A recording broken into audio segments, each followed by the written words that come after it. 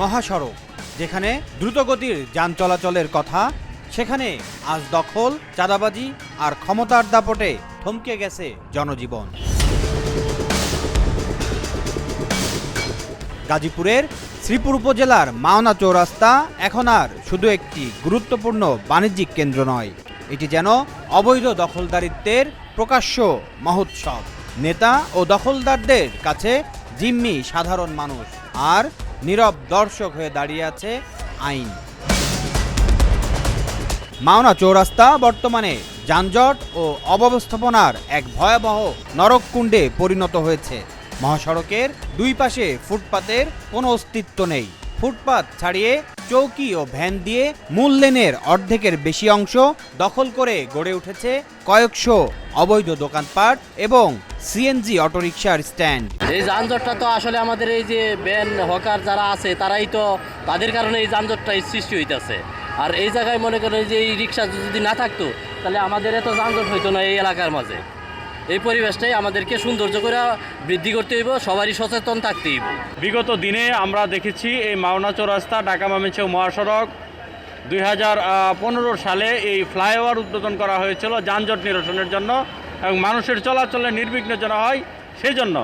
কিন্তু আমরা এখন দেখতে পাচ্ছি যে মাওনা চৌরাস্তা ঢাকা ময়মনসিংহ মহাসড়কের দুইটি লেন, ময়মনসিংহ লেন এবং ঢাকা লেন, দুই পাশেই অবৈধভাবে যে স্থাপনা নির্মাণ করেছে এবং অস্থায়ী বাজার বসিয়েছে পৌরসভার পক্ষ থেকে ইজারা দেওয়া হয়েছে, যেখানে পৌরসভার কোনো জায়গা নেই।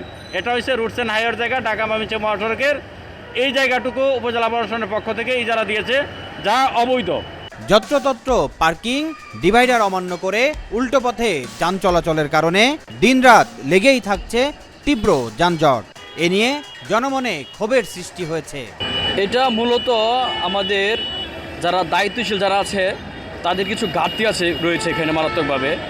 এখানে এই যে আজকে, শুধু আজকে না, প্রতিদিন সপ্তাহে 7 দিনই এখানে অপরিকল্পিতভাবে গাড়ি পার্কিং, অটো তো এখন কিছু কম, এরপর অটো আছে, আপনি দেখতে পাচ্ছেন অনেক অটো।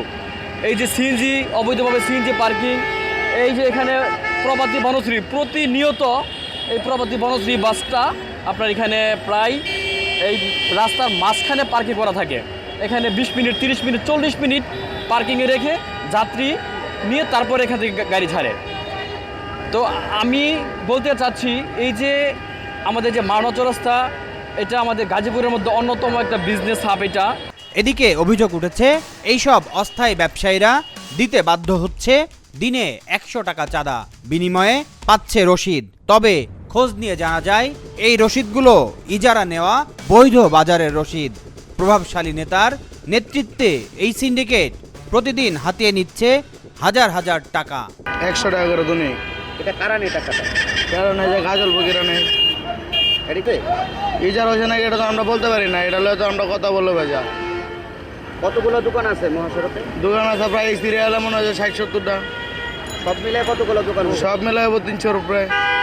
সবাই 100 টাকা করে দিতে? দৈনিক 100 টাকা। এই চাঁদাবাজির কারণেই দখলদাররা আরও বেপরোয়া হয়ে উঠেছে।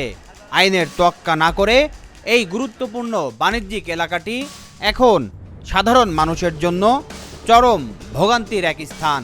কার্যত নেতার কাছে জিম্মি।